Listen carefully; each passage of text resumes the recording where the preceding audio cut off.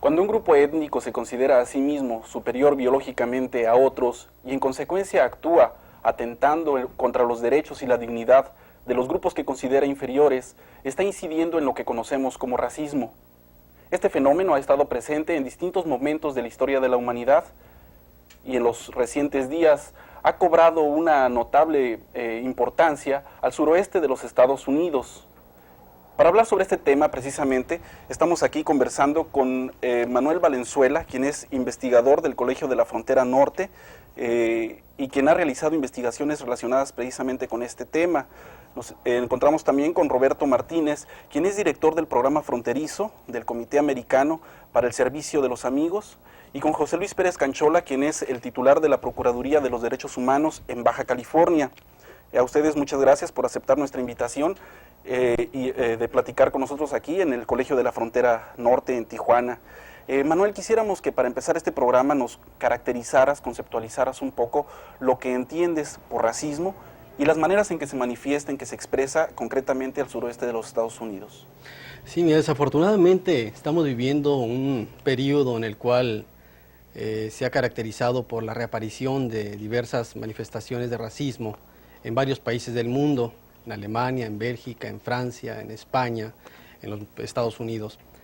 Y sería importante iniciar un poco definiendo qué es lo que estamos entendiendo por racismo, que generalmente se encuentra asociado con otro tipo de prejuicios.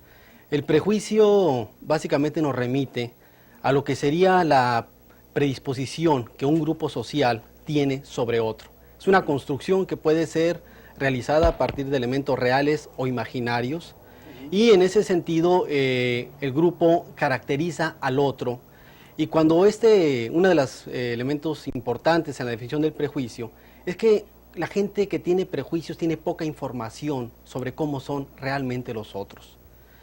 Cuando existe información adecuada y el grupo social sabe que el grupo al cual sobre el cual tiene prejuicios no es como él cree que piensa, y hay elementos que le demuestran que está equivocado en su posición sobre el otro grupo, y no obstante se obstina en seguirlo considerando como un grupo con las características peyorativas que le adjudicaba desde la actitud prejuiciada, estamos hablando desde el estereotipo.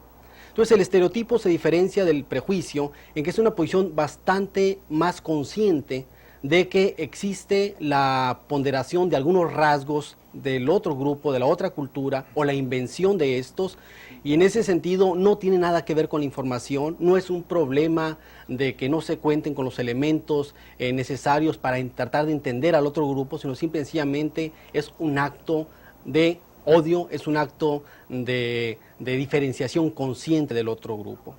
Cuando el estereotipo se dirige hacia otros grupos sociales a partir de sus características biológicas o culturales, y a partir de esto se les trata de dar un estatus social subordinado, se les trata de relegar, se les impide la participación en otros espacios sociales y políticos, estamos hablando claramente del racismo, que generalmente ha venido siendo o que es principalmente un acto de poder por parte de los grupos dominantes, y que de esa manera tratan de mantener en una posición de subordinación, en una posición de inferioridad social a los grupos que no forman parte o que no tienen las características biológicas o culturales que ellos se autoadjudican.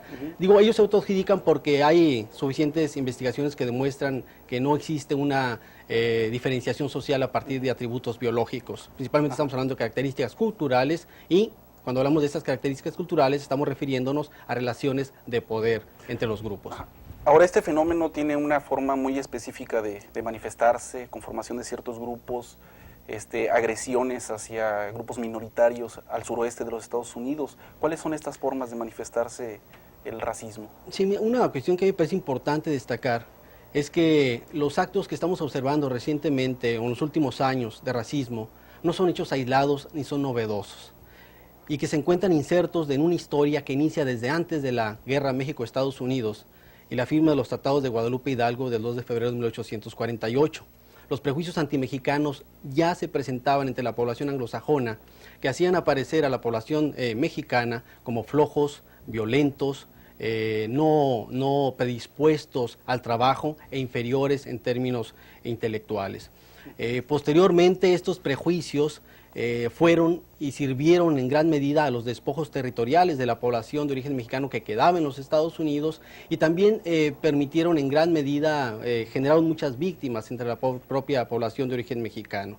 Desafortunadamente, en los años 30, bajo la euforia de la eugenesia como mecanismo a través del cual se trataba de demostrar científicamente, entre comillas, la superioridad biológica de ciertos grupos, se elaboraron muchas tesis en los Estados Unidos a través de las cuales se trataban de demostrar que los grupos llamados minoritarios eran inferiores en términos biológicos. Esta ha sido una de las características importantes que han reforzado para muchos sectores de la población en términos amplios una posición, digamos, estereotipada en contra de la población de origen mexicano y en contra de la población negra y de otras minorías.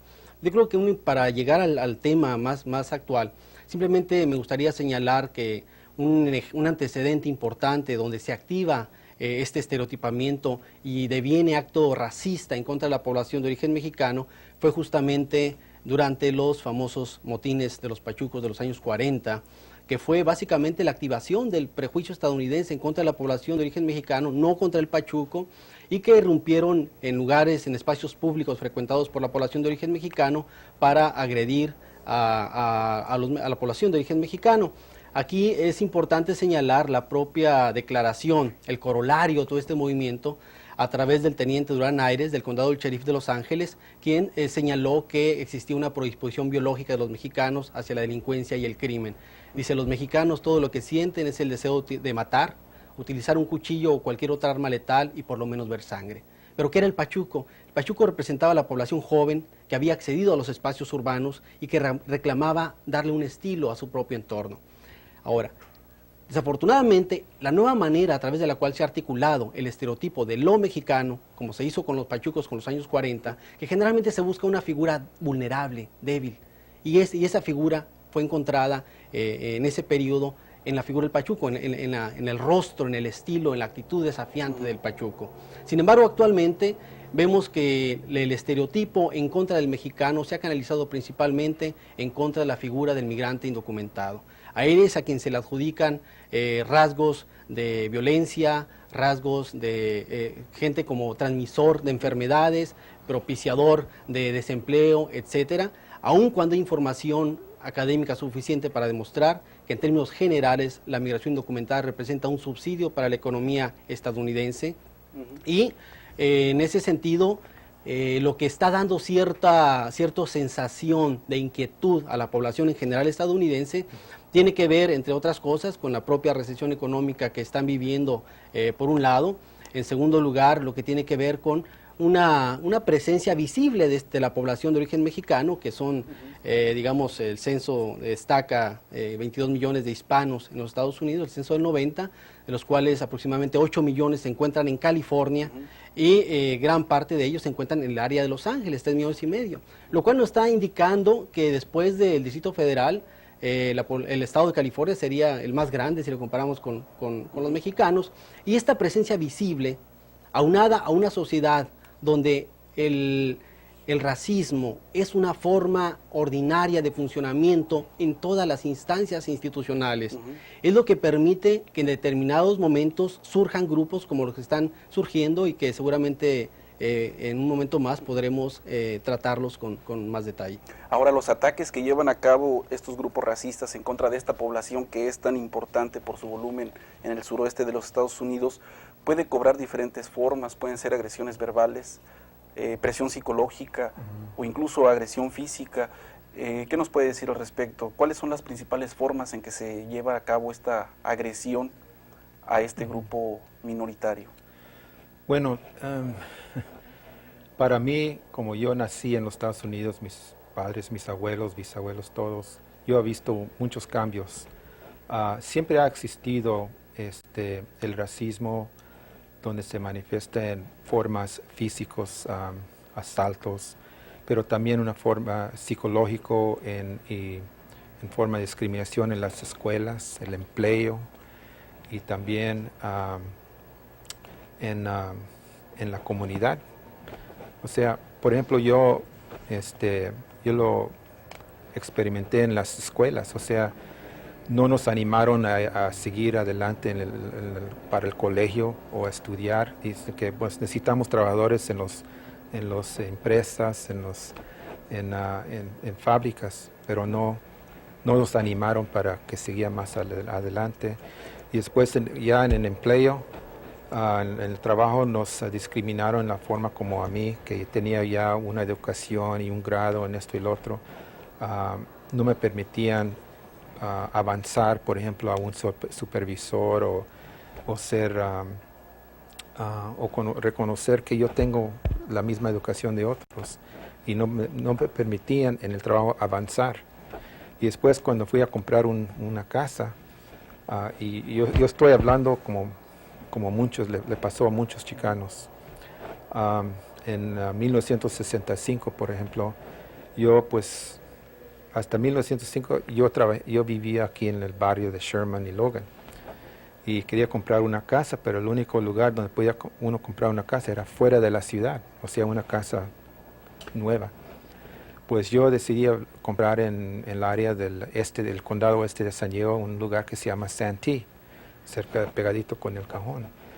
Pues califiqué y compramos la casa y un día antes que nos cambiamos para allá, no sabemos quién, pero entraron alguien y marcaron los paredes con obscenidades y palabras raciales, que váyanse para atrás para México, así, quebraron las ventanas, tuvimos que esperar de nuevo para mover. Pero los negros que se movieron hace como un mes después, les quemaron cruces enfrente de la yarda, les quebraron las ventanas, pintaron suásticas y eso y lo otro. Entonces se manifiesta en diferentes maneras. Por ejemplo, ahora se está manifestando en promoviendo el sentimiento anti-inmigrante. Y ahora los trabajadores del campo ahorita están donde nosotros, los chicanos, estábamos hace 30 años. Ellos ahora están luchando para mejorarse y para viviendas y eso, pero los norteamericanos no lo están permitiendo. ¿Las motivaciones racistas han conducido a enfrentamientos físicos entre grupos? Sí, bueno, para lo que yo he visto desde 1979, yo ya empecé a documentar asesinatos de trabajadores del campo en el Condado Norte. El racismo siempre ha existido en el Condado Norte, por ejemplo, contra trabajadores del campo, pero no los empezaron a documentar y categorizar como crímenes de odio hasta 1988, cuando asesinaron 2 trabajadores del campo. Y ya para ese tiempo en adelante empezaron a documentarlos así, pero todavía estamos viendo que la policía está resistiendo documentarlos como crímenes de odio. Pero sí hay mucho en protección. Ante estos actos que son evidentemente violaciones a derechos humanos, a indocumentados o a latinos, la Procuraduría de los Derechos Humanos en Baja California, ¿qué puede hacer? ¿Qué ha hecho? ¿Ha levantado algún tipo de protesta, alguna exhortación a las autoridades norteamericanas? Bueno, nuestra función más que nada es ante autoridades mexicanas. En principio hay que decir que nuestra participación en casos de violación a derechos humanos de violencia, de racismo que se manifiesta en toda esta frontera, lo canalizamos y lo documentamos solicitando la intervención sobre todo de la Comisión Nacional de Derechos Humanos, de Relaciones Exteriores o de otros organismos que les compete tratar estos asuntos directamente con oficiales norteamericanos. Nosotros, por ser una procuraduría local, estatal, no tenemos facultades para tratar asuntos de esta naturaleza con autoridades extranjeras, pero sí tenemos toda la facilidad para hacer llegar este tipo de quejas en cuanto nos enteremos por medio de las propias víctimas que generalmente llegan a nuestra oficina. ¿Tienen ustedes algunas presentación de denuncias de este tipo de casos? Más que nada son casos de violencia fronteriza. Nosotros aquí es uno de los problemas más fuertes que hay. Los últimos casos que nos llegan son de mujeres migrantes desaparecidas, por ejemplo, o de traficantes indocumentados que tienen secuestrados grupos de personas. Alguien que escapa y logra llegar, ya sea a la oficina de los American Friends o no, con nosotros, intervenimos para la localización y apoyo hasta donde es posible. Sin embargo, yo quisiera establecer que el concepto del racismo aquí en la frontera tiene una significación muy propia para quienes hemos trabajado por muchos años en esta región. Y más que nada lleva todo un contexto de orden económico, social, político, que orienta a su población, a la población norteamericana, a ubicar al extranjero indocumentado como el responsable de sus problemas sociales o económicos.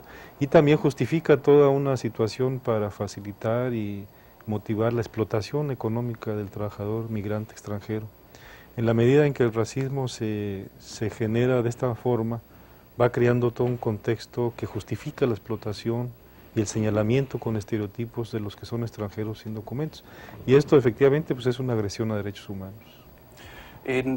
Ante estos acontecimientos, algunos de ellos marcados por una violencia, los grupos minoritarios, étnicos minoritarios en el suroeste de Estados Unidos, ¿han demostrado alguna cohesión? ¿Han respondido de alguna manera específica? Sí, por ejemplo, nosotros empezamos a organizarnos alrededor de este asunto, empezando con las violaciones de derechos humanos en la frontera por los aduanales americanos, la patrulla fronteriza, y también casi al mismo tiempo por la policía, que siempre ha existido violencia por la policía contra chicanos y después mexicanos, por toda la zona de la frontera. Porque yo mismo fui arrestado y golpeado por la policía y también arrestado, aunque soy de quinta generación ciudadano americano, me arrestaba la patrulla fronteriza, me sacaba de los trabajos. Pero en 1984 empezamos a documentarlos y poner quejas, denuncias y después a demandas civiles en contra de ellos, de la patrulla fronteriza, de los aduanales americanos. Y también empezamos a ver que teníamos tanta documentación que yo empecé a luchar para conseguir audiencias congresionales con los congresistas. Y tuvimos la primera en 1986 en Washington, en frente de un subcomité del Congreso, y otro en el año pasado, y varios por todo California. Y poco a poco empezamos a juntar apoyo y ayuda por medio de los congresistas mexicoamericanos como Esteban Torres, Edward Roybal de Los Ángeles y otros. Y también empecemos a presionar como grupos chicanos y líderes. Como nosotros tenemos oficinas casi por toda la frontera, ¿verdad? Varios representantes de California, Arizona y Texas y Miami. Fuimos a Washington varias veces y también a hablar con diferentes congresistas. Entonces estamos organizando así, pero también estamos presionando que cambien su política sobre el uso de fuerza mortal y fuerza excesiva contra mexicanos y que respetan los derechos de los indocumentados que cruzan la frontera, porque ellos ya cruzando y estando en los Estados Unidos tienen las mismas protecciones constitucionales de cualquier otra persona, y eso es lo que estamos exigiendo. Y también por otro lado estamos revisando todas las políticas de la migración, servicio de migración, tanto como la patrulla fronteriza, a ver cómo lo pueden cambiar para que sean responsables, ¿verdad? Ese es el problema principal, que no los hayan responsables de las acciones y actos de violencia, porque no hay, la gente no hay dónde recurrir para poner una queja cuando hay un maltratamiento, un muerto, o sea, como hay muchos que han sido matados en la frontera. Sí. Entonces, no sabemos cuántos pasan sin ser documentados. Entonces, eso es lo que estamos tratando de hacer por un banco de datos ahorita, del programa de nosotros. Manuel, ya que hablabas acerca de las motivaciones que existen detrás de las actitudes racistas y que manejabas algunos elementos de tipo ideológico, yo quisiera saber si existe también alguna causal, algún motivo, las cuestiones de este tipo estructural. Es decir, la crisis económica estimula estas actitudes racistas, o son fenómenos totalmente diferentes que no tienen relación. Sí, yo creo que el prejuicio racial en los Estados Unidos deriva y está inmerso en las distintas formas institucionales de socialización.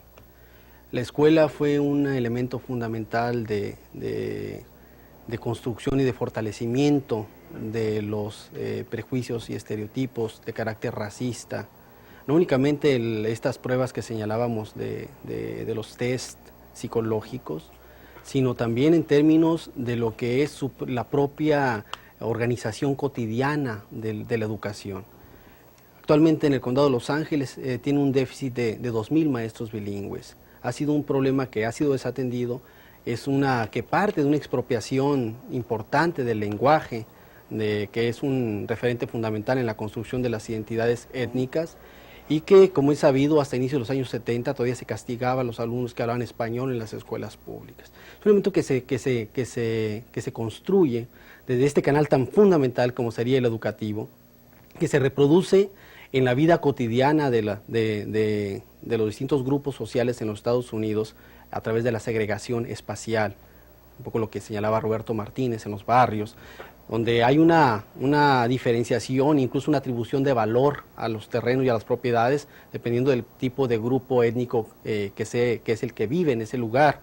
Un ejemplo muy importante de esto tiene que ver con el movimiento tan importante que han dado en Los Ángeles la comunidad de origen mexicano en la defensa de la Placita Olvera, frente a los intentos por parte del gobierno de Los Ángeles de hacerlo un centro multicultural para quitar, dicen ellos, el peso excesivo que se le ha dado a la población mexicana en Los Ángeles, cuando es una ciudad que nació siendo mexicana y que tiene una población muy amplia de mexicanos, casi 3,5 millones en el área, y que básicamente lo que nos remite es a una disputa por la memoria social, por la construcción de la memoria social.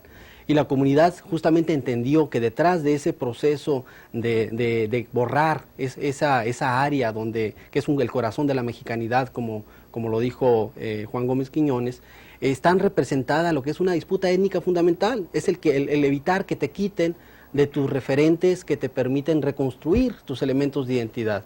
Esto sería también a nivel espacial, pero también a nivel de los otros elementos estructurales de la sociedad. Todavía hasta hace 2 años el ingreso promedio de la población de origen mexicano es tan solo el 62% del que obtiene la población anglosajona, y el de los negros es del 59%. Los mayores indicadores de pobreza y de miseria están entre los grupos minoritarios. Los niveles de deserción escolar, los niveles de los peores empleos son ocupados por las minorías. Hay una relación muy importante que te lleva a relacionar lo que son los elementos de socialización a través de los procesos institucionalizados, educativos y demás, con lo que es el propio funcionamiento estructural de empleos, de la construcción espacial. Entonces yo creo que la respuesta es que sí hay una clara construcción estructural que hace que los Estados Unidos, desde mi punto de vista, sea una sociedad que posee una división sociocultural de oportunidades. Y esa división sociocultural de oportunidades está anclada en elementos de carácter estructural y se reproduce a través de distintos mecanismos simbólicos que van haciendo que el conjunto de la población tienda a tener una mirada prejuiciada frente a los otros grupos, mientras que hay canales institucionales que impiden que esos grupos minoritarios accedan a espacios que son reservados para la población mayoritaria. Con esto no quiero decir, y eso es muy importante, que todos los anglosajones sean racistas, eso es muy importante entenderlo, pero sí debemos de cuestionar que subyace un componente estructural que permite, que posibilita, que hace que la sociedad estadounidense sea un caldo de cultivo para que proliferen estos actos racistas. Ahora, el elemento coyuntural viene que bajo determinadas condiciones es posible que la gente realmente crea que la recesión económica, que los problemas que están padeciendo sean propiciados desde el exterior, que es una estrategia muy vieja que lo utilizó el nazismo, que lo han utilizado muchos otros grupos sociales cuando tratan de echar adelante políticas de carácter racista, generar un chivo expiatorio, un elemento externo que te produce problemas, y esto es lo que estamos viendo con el caso de la migración indocumentada. Las actitudes racistas, las agresiones de que son objeto los indocumentados, los grupos minoritarios, étnicos minoritarios en el sureste de los Estados Unidos, tienen actores muy concretos, grupos muy concretos que son los que realizan estas agresiones. ¿Has detectado tú algunos de estos grupos? ¿Nos podrías hablar de algunos de ellos? Sí, como no, y seguramente también tanto Roberto como José Luis podrán dar más detalles sobre estas organizaciones. Básicamente, en algunas de las experiencias más recientes que se han observado, tienen que ver con la presencia ya muy añeja del Ku Klux Klan en el área, dirigido por Tom Metzger. Estaría el grupo que tuvo una vida un tanto accidentada, el grupo de Metal Militia, jovencitos de 13, 18 años que se realizaban como parte de sus elementos, de sus actividades lúdicas de diversión, cazaban a indocumentados, y que generó toda una gran discusión cuando esto fue captado en una serie televisiva, y que, bueno, inmediatamente salieron las voces que dijeron que había habido una manipulación sobre los jóvenes. Posteriormente, el dirigente del grupo Metal Militia, Jason McAllister, fue encontrado nuevamente infraganti asaltando indocumentados. Está el grupo de Light Up the Border, que básicamente se dedicaban a convocar a manifestaciones con el fin de generar una conciencia en contra de la migración indocumentada. Estaría también los grupos de skinheads, grupos de jóvenes que no únicamente asumen esa actitud de prejuicio racial, que son claramente, asumen posiciones fascistas. Estaría el grupo Wake Up Washington, el grupo White Power. Es impresionante, y habría que revisar aquí un poco más la historia. Roberto seguramente podrá ilustrarnos más sobre esto, porque durante los motines estos famosos de los pachucos en Los Ángeles, que fue un amotinamiento de los marineros, no tanto de los pachucos, también en ese periodo se manifestaron de manera importante los prejuicios raciales en el caso de San Diego. Entonces estamos hablando de una área que sí ha tenido una característica importante de racismo, que posiblemente se encuentre vinculado tanto por el nivel socioeconómico de la población anglosajona que vive en esta área, por la presencia visible que señalaba de la migración, por dado el cruce indocumentado tan intenso que se da en esta área.